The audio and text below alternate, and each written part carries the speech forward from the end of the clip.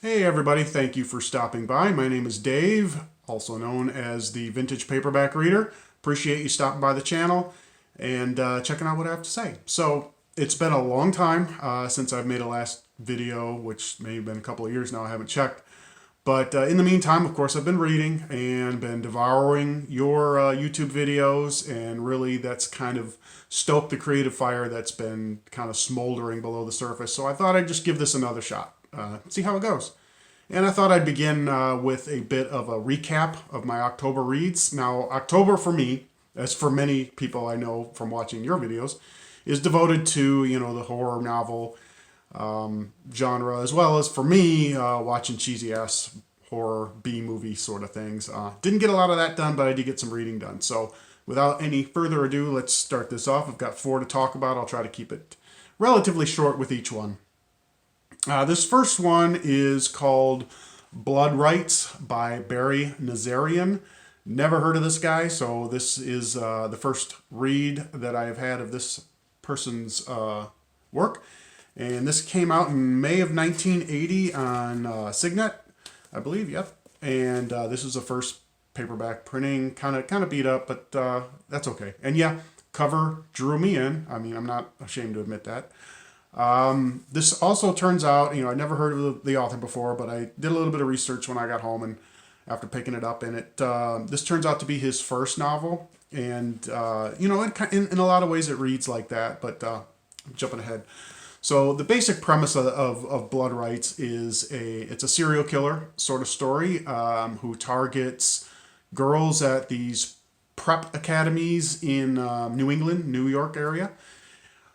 So it's not really a horror novel. So I don't know if we're kind of truth in advertising on the cover here, but there's not really a lot of rights to do with it, and not a ton of blood either. But anyway, it's more. It definitely is a thriller. There's not a mystery to it at all. We are introduced to the killer right away. We know who he is. In fact, he's a primary POV character throughout the novel. The author switches between the English teacher at the academy where the killer's latest victim had attended. He becomes embroiled into the hunt for this killer, and that's kind of how it shakes out. Kind of almost a detective sort of thing, but not, because you've got an English teacher who somehow gets embroiled in this, and he's takes it upon himself to put the cops aside and let him be the one to find and address the issue. So it were. Yeah, it wasn't too bad. There's a big shift in the middle of the book between the current events, and then we're just kind of lurched into the backstory of the killer, which I don't know. Again, being a first novel, maybe this could have been a little bit more effective had it been broken up, scattered throughout, instead of just one big chunk. When we're going to forget about everything that's happening with the murder investigation and his stalking of his next victims, and we're going to just talk about what happened in this person's earlier life. Okay, whatever. But still, it was enjoyable. I give it three stars. I dug it. It was okay. As you would expect, there are some scenes of sexual violence, so it's not terribly graphic, but it's something just to be aware of. But it's a decent read. Apparently, he went on to write two more books after this. Barry did. And one, I think the next one is also a sort of a thriller. I think I'll keep an eye out for that one. The other one, I really have no idea. I've just seen the title. I don't have any synopsis information about it, so probably didn't do so good. But anyway, that's Blood Rights by Barry Nazarian. All right, next one. Again, this is an author who I'm sure you all know, and I've heard of plenty, but I had never had a chance to read any of his works. This is The Woods Are Dark by Richard Lehman. Definitely more in the splatterpunk, or it definitely is splatterpunk genre, subgenre of horror. This was published. This is a leisure book, July 2008 edition of his story that was originally published in 1981. So this is much later printing. This is the restored version. I guess originally Warner was the publisher, and they did a terrible hatchet job. I guess the author, Richard Lehman, was so disgusted by the censorship and the editing, and it just turned the book into a total disaster. Depends on what opinion you have, but it seems to have kind of derailed his career here in the States. It still did well in UK, but things just weren't the same. It was an early book of his, and he seemed to be on the rise. But then Warner did their thing. But again, this is the leisure restored, uncut, director's cut edition, whatever you want to call it. And yeah, this is absolutely brutal. Like I said, I hadn't read anything by Lehman before, and I've seen quite a number of commentary videos about, you kind of either you're really into this guy's work or you hate it and you're disgusted by it. And I don't really think that it's that cut and dry. I can't say that I was like, oh my God, this is great. This is genius. But I'm also not of the opinion that it's completely disgusting. It's definitely sleazy, definitely trashy, definitely gory. Pretty much all your trigger warnings apply for this work. And I can't speak to any of his others, of course, yet. I definitely have a lot of his works on my TBRs, various TBRs. But yeah, the synopsis of this one, it's a kind of a familiar plot. There's a small town in California, Hicktown, if you will. It's kind of almost Hicksploitation, where they prey upon passing travelers. They kidnap them, take them out into the woods for this family tribe of cannibalistic savages to have their way with, in whether that be sexually, gastronomically, whatever happens to be their choice of punishment, torture, whatever you want to call it. And of course, there's a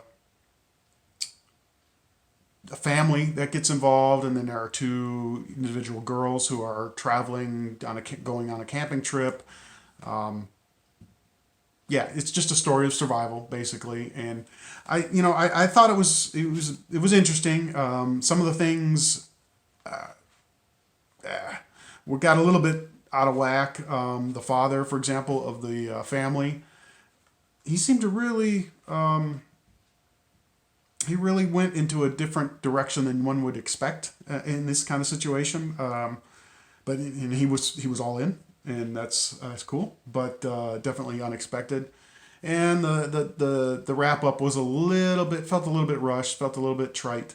But all in all, again, I enjoyed it. So whatever that says about me, I could see through. I'm not taking this stuff seriously, so it was. Yeah, it was definitely good Halloween, good survival story.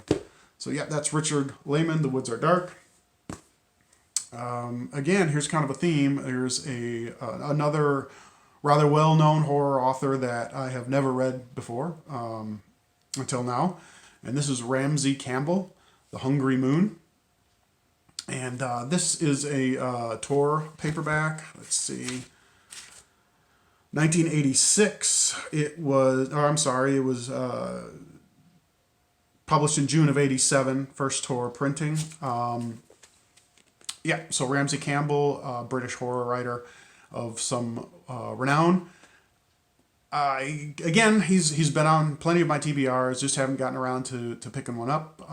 Finally did, and I think this is probably one of his lesser known books. I'm not quite certain. I'm not, obviously a Ramsey Campbell expert or aficionado, but the premise of this one here is small English village has a tie to some ancient rites, ancient religious practices that are in the modern age now, sort of kind of a folky thing.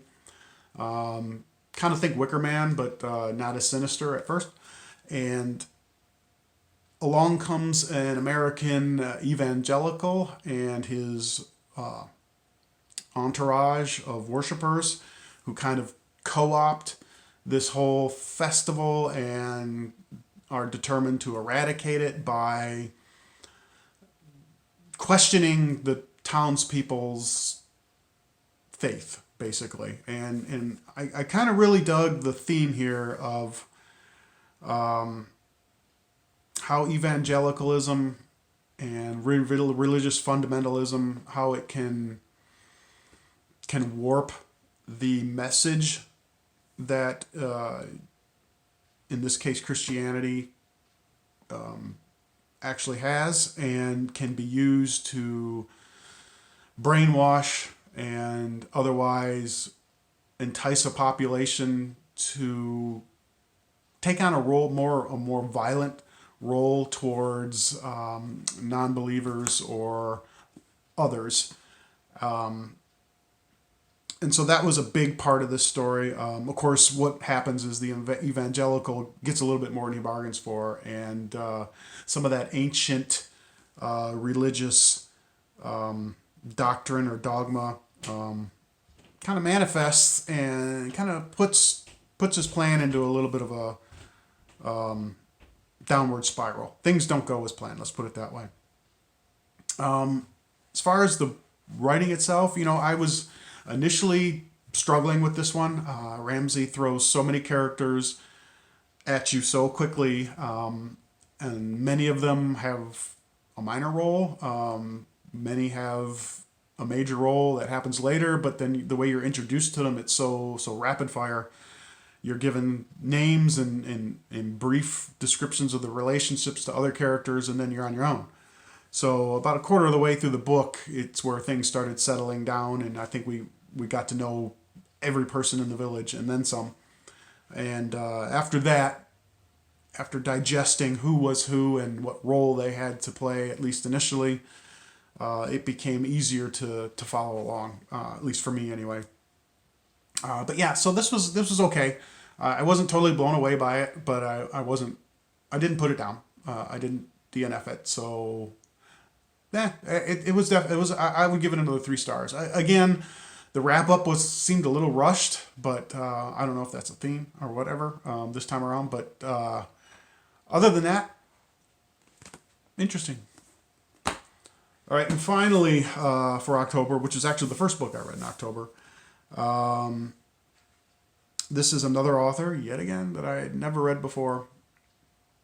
And I'm not sure if I'm going to pronounce his name right, probably going to butcher it, but it's Andrei Codrescu, The Blood Countess. This was apparently a bestseller at one point. I can't say for sure, but this is a, this was the 90s, I believe. 1995, Dell paperback. This is, again, it appears to be horror if you're just looking at the cover and maybe the inside a little bit, the little die cut thing here. But it is based on Countess Bathory, so yeah, definitely has some horror elements to it. Initially, this is actually more historical fiction, horrific historical fiction maybe. It is almost a biography of Countess Bathory. It has a time shift novel. There's, of course, Elizabeth Bathory's life from a preteen, a young child, all the way up until her death, while at the same time, modern day New York, a descendant of hers is giving this first person deposition to a judge. I mean, that was kind of a hokey gimmick, but okay, whatever. And so there's that tie-in. That was kind of the lesser of the two stories, interesting stories. The first, of course, is the story of Elizabeth herself. Now, the author, I think, does make an attempt here to get into the head of Elizabeth. kind of dispel the myth a little bit. And he portrays her as definitely a disturbed person, a damaged person. Gives a little bit of a indication as to why that might be, with some events in her early childhood, her relationship with her parents. But there's clearly some issues at work here. There's detachment, lack of empathy. He portrays her as maybe somewhat bipolar. She's got massive mood swings, very paranoid, and of course with privilege and rank, she can act out on these urges and these impulses with impunity, and because everybody fears her. I mean, look at the times they lived in. And so things went. I was really into this one. This one to me was a page turner, primarily when it was with Elizabeth. When we're with modern day times here, that was kind of like, where's this going? The end was devoted more towards some supernatural issues happening in the current time, while we had seen Elizabeth very, very intimately all throughout her life. When it got to the point where she was taken into custody, house arrest, if you will, she just she doesn't disappear from the narrative. In other words, her story continues, but we don't see through her eyes anymore, which I thought was disappointing. We're not grasping in the same level of, or with the same level of detail, how she dealt with her captivity as we saw how she became what she was. So that was kind of a letdown for me in that regard. I still thought this was a good book. I actually gave this 4 out of 5, just because it did keep my interest, very much so. And this is gory. This is graphically sexual. There's lots of sexual violence committed against men, women, children. This is not a book for those who are really, really bothered by those things. Without, taking it as a work of fiction of this author's mind. Okay, I get it. So it's not real. We know she did terrible things. I doubt we know the level of detail that he presents here. But yeah, just be forewarned that there's a lot of difficult things to read here. So anyway, still, I thought that was the most entertaining, and that sounds kind of bad, but the most well-written of the 4 books that I read this month. So yeah, that's it. That's all I have for today. Hoping to get back at this channel a little bit more prolifically. I have a few things that I have a few projects going on, a few different TBRs that I'm really excited about and really interested in hitting. Already working on one of them right now.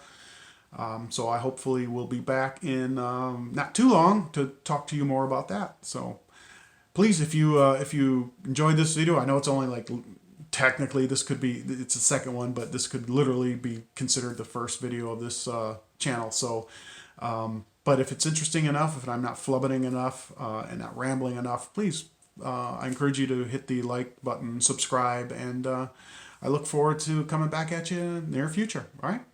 Have a good one. Take care.